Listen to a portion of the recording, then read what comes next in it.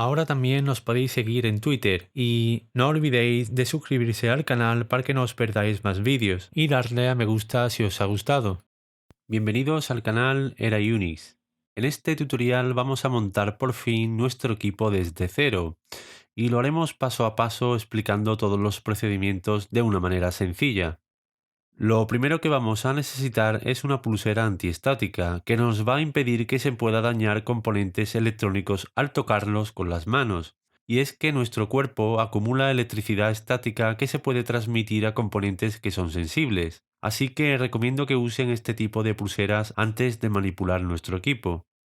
Dicho esto, vemos que tenemos preparado el soporte para que el disipador pueda ajustarse a la placa base. Y el disipador contiene un ventilador que indica la dirección en la que fluye el aire, que deberá de apuntar a la parte trasera del equipo para expulsar el aire caliente que genera la CPU, y no se acumule en el interior de la caja, así que lo extraemos para que podamos atornillar el soporte como veremos más adelante. Ahora introducimos la pieza que va a sujetar el disipador al soporte que atornillaremos a la placa base.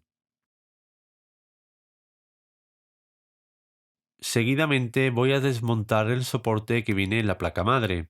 Y es que, como dije en un vídeo donde os dejo un enlace en la parte superior de la pantalla, esta placa es un producto reacondicionado, es decir, que alguien la usó y fue devuelto de nuevo a la tienda. Por eso son productos más económicos. Vamos a colocar la placa por la parte trasera y encajamos el nuevo soporte. Usaremos los 4 tornillos que lleva junto con sus tuercas y con unas gomas que sirven para evitar el contacto con la placa base. Una vez colocado, introducimos un tornillo y con la otra mano tratamos de colocar el soporte y de atornillar la tuerca sin apretar demasiado. Seguimos el mismo procedimiento con los demás tornillos y una vez que están colocados, apoyamos la placa en su parte lateral y apretamos en forma diagonal con una llave apropiada. Una vez sujetado el soporte correctamente, vemos las tuercas que incluyen roscas que van a coincidir con los tornillos de la pieza que va colocada en el disipador. Cada fabricante de disipadores puede tener su propio diseño de soporte que puede variar la forma en la que se sujeta. Por ejemplo, el soporte que ya venía con la placa no era compatible con este nuevo disipador. Ahora nos toca colocar la CPU y para ello extraemos una pequeña palanca que sirve para fijarla al zócalo. Es muy importante fijarnos en su colocación, ya que la placa base viene con una figura en forma de flecha que indica que debe de coincidir con una marca que trae la CPU. No sé si pueden apreciarlo bien, pero os dejo una imagen donde se aprecian mejor las marcas. Este paso es delicado y debe hacerse con mucha precisión para que encaje correctamente en el zócalo de la placa base y no se dañe ninguna patilla del procesador.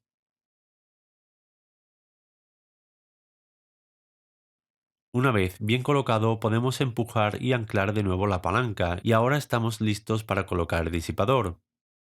Voy a limpiar con alcohol la parte superior de la CPU para eliminar restos de polvo y suciedad. A continuación debemos de aplicar la pasta térmica que viene incluida. Existen muchas maneras de hacerlo, pero según un estudio térmico que se ha publicado, la forma más eficiente es aplicar la pasta en forma de cruz. Así que abrimos la pequeña jeringa y lo aplicamos.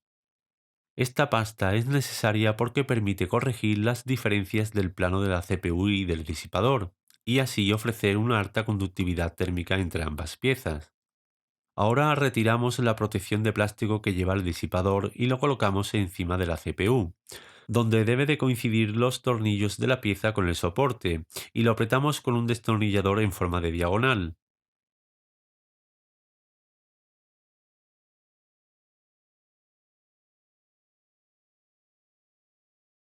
Podemos observar que quedó perfectamente colocado y además nos fijamos que ha sobrado un poco de pasta debido al apriete.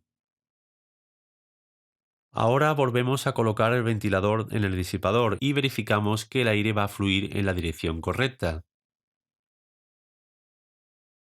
Bueno, pues vamos a introducir los discos SSD PCI Express M2 y podemos observar que esta placa trae de serie un disipador para este tipo de discos SSD, así que lo desmontamos con un destornillador. Nos fijamos que viene con una protección que quitaremos una vez colocada la placa. También nos proporciona unos tornillos que sirven como sujeción del disco SSD en las tuercas que incorpora la placa base. Extraemos un plástico protector en la tuerca donde va a ir sujeta y seguidamente colocamos la placa SSD PCI Express en el puerto M2. Atornillamos la placa y vemos que quedó perfectamente sujeta. A continuación extraemos el protector del disipador. Lo colocamos encima de la placa SSD y lo atornillamos.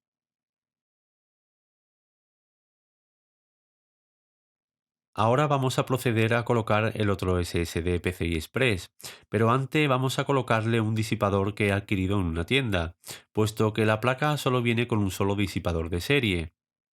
Vemos las dos partes del disipador y estas tiras adhesivas que debemos de colocar en la parte plana de cada uno, y para ello debemos de recortar el sobrante, puesto que viene bastante más largo.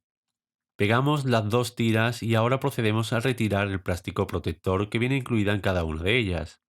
Y colocamos el SSD PCI Express en una de las partes y encima colocamos la otra parte del disipador.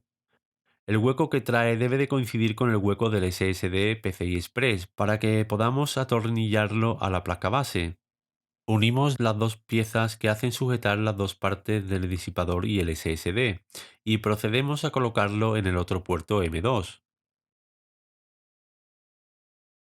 Bueno, pues ya tenemos los dos SSD colocados con sus respectivos disipadores. Lo siguiente que haremos será colocar los módulos de memoria RAM en sus ranuras y he visto que no debí poner el ventilador porque me va a impedir introducir con facilidad los módulos. Así que vuelvo a extraer el ventilador y abrimos las pestañas de sujeción de ambos zócalos.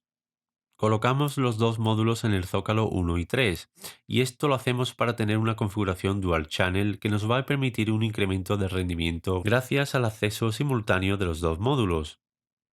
Los módulos de memoria traen una ranura que debe de coincidir con el zócalo, y una vez colocado cerramos las pestañas de sujeción. Por último, volvemos a colocar el ventilador.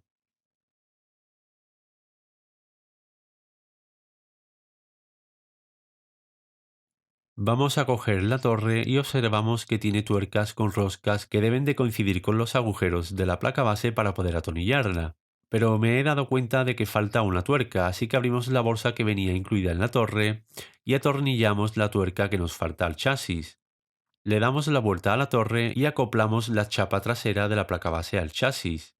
Volvemos a dar la vuelta para insertar la placa base y observamos que todos los agujeros coinciden con las tuercas, así que cogemos los tornillos y con un destornillador vamos apretando cada uno de ellos.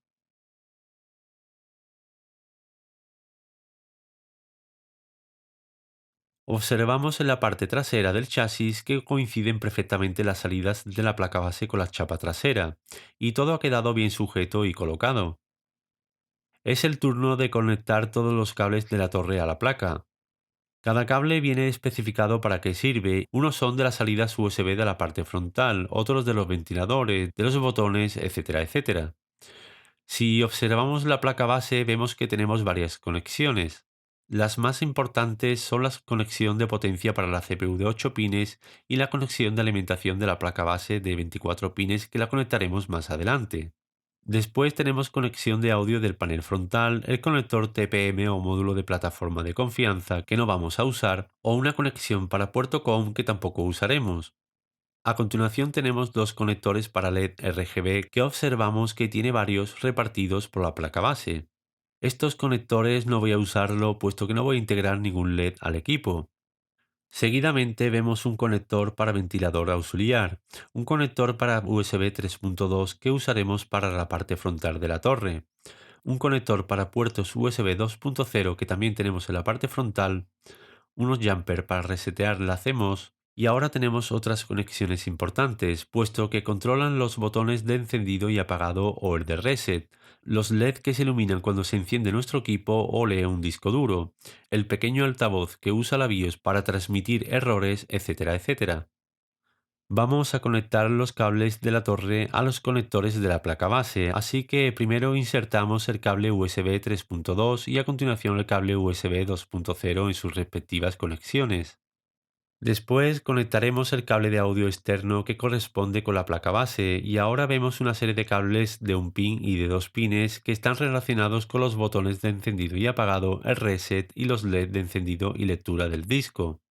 Lo conectamos todos en sus pines correspondientes y vamos a dar un repaso a todas las conexiones. Conector de audio, conector USB 3 y USB 2.0, conexiones de los botones y LED, y ahora que se me olvidaba, vamos a conectar también el pequeño altavoz. Como podemos observar, tenemos tanto espacio que podemos añadir otros ventiladores en la parte frontal para ayudar a expulsar el aire caliente del interior al exterior de la torre. En su otra parte lateral vemos la controladora de LED que va conectada a través de un conector Molex, pero antes vamos a colocar la fuente de alimentación.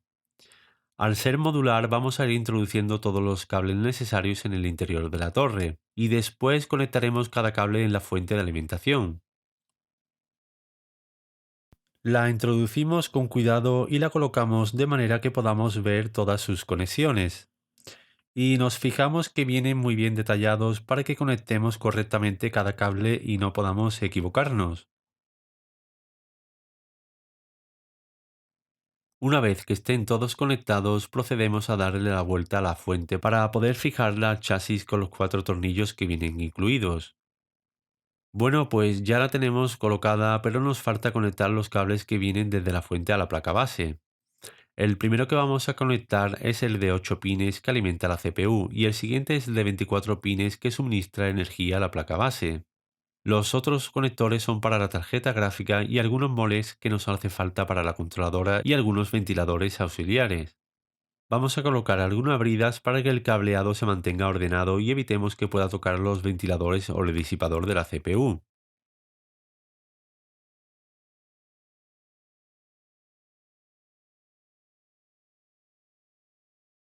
Como dije, he adquirido tres ventiladores extras que vamos a incorporar a la torre, puesto que veo necesario una buena refrigeración. Así que vamos a quitar la parte frontal de la torre para añadir dos ventiladores auxiliares que ayudará a extraer el aire caliente al exterior.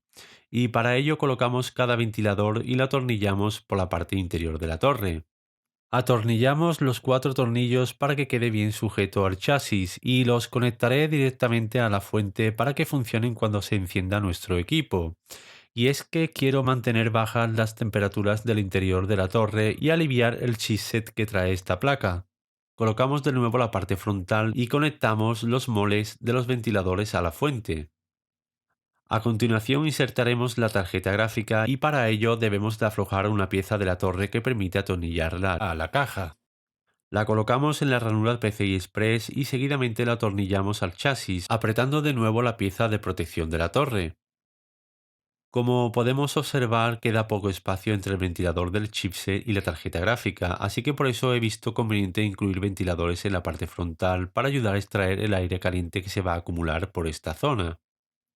Insertamos los dos cables de alimentación necesarios para que funcione nuestra tarjeta gráfica y también conectamos el moles de la controladora LED al cable que proviene de la fuente de alimentación. De nuevo utilizaremos bridas para ordenar los cables que queden sueltos y cortamos las partes sobrantes. Por último colocamos uno de los paneles laterales y lo atornillamos. Después terminamos de colocar el otro panel lateral de cristal templado, así que con cuidado lo plantamos encima y retiramos el plástico protector. Atornillamos con sus tornillos especiales y ya hemos terminado de ensamblar nuestro PC.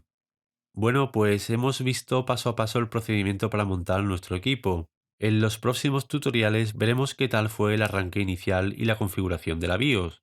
Y con esto damos por concluido este vídeo. Si os ha gustado no olvidéis darle a me gusta, suscribiros al canal y activar la campanita que aparece cerca de la suscripción para que no te pierdas más vídeos. Sin más, desde el canal Era Unis os esperamos en el próximo video tutorial.